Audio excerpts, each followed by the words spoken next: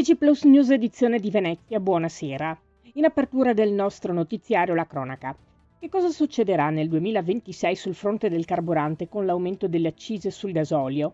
Questo lo si vedrà tra meno di 2 mesi. Intanto per i distributori stanno evidentemente facendo le prove generali di rialzi per non arrivare, per così dire, impreparati all'appuntamento con il nuovo anno. La situazione che si sta materializzando in questi giorni, come dimostra il monitoraggio di ADCO sul territorio veneziano, è paradossale. Negli ultimi giorni infatti si sono registrati lievi ritocchi all'insù per la verde e incrementi rilevanti per il diesel che ormai sta arrivando a costare proprio come la benzina. Carlo Garofolini, presidente dell'ADICO, spiega: da parte nostra continueremo a monitorare i prezzi sul territorio messerino per vedere che cosa succederà da qui alla fine dell'anno.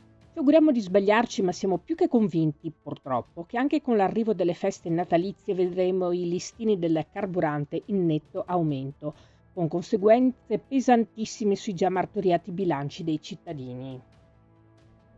Cambiamo argomento. Nell'ambito delle numerose iniziative in programma in vista del 25 novembre, giornata internazionale per l'eliminazione della violenza contro le donne, nella mattinata di oggi presso il Teatro Luigi Russolo di Portogruaro, la Polizia di Stato di Venezia ha organizzato un incontro formativo con oltre 400 allievi delle classi quarte e quinte delle scuole secondarie di secondo grado della città, per sensibilizzare gli studenti e le studentesse sulla tematica della violenza di genere. Nel corso dell'incontro, tra le altre cose, è stato letto un brano tratto dal libro Il regno delle maghe dei guerrieri, un racconto pensato per i ragazzi che attraverso la fantasia ha accompagnato i presenti a riflettere sulla consapevolezza di sé, che ha poi introdotto la testimonianza diretta di una vittima sopravvissuta alla violenza. Parliamo di cultura. Il Festival delle Idee continua a crescere e a rafforzare la propria identità nel panorama culturale nazionale. Con 60 incontri, di cui molti inediti, e oltre 35.000 presenze, tra posti occupati e liste d'attesa da tutto il Veneto e da fuori regione, la settima edizione 2025 sul tema Immagine, la via dei talenti, migliora le performance dello scorso anno. Sono state inoltre annunciate nuove importanti novità per il 2026. Tutti i dettagli nel nostro sito notizieplus.it. Passiamo allo sport con il calcio.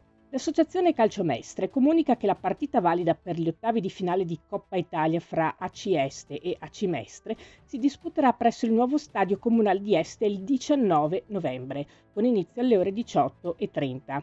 Inoltre la società Arancionera comunica che la sfida valida per la 12ª giornata di campionato tra l'AC Mestre e l'Union Clodiense, preventivata per domenica 16 novembre, è stata posticipata a mercoledì 26 novembre, presso lo stadio Francesco Baracca di Mestre, con inizio alle ore 18, come da richiesta inoltrata dall'AC Mestre e accolta dalla società ospitata. Si chiude qui il nostro notiziario. Grazie per averci seguiti. Arrivederci.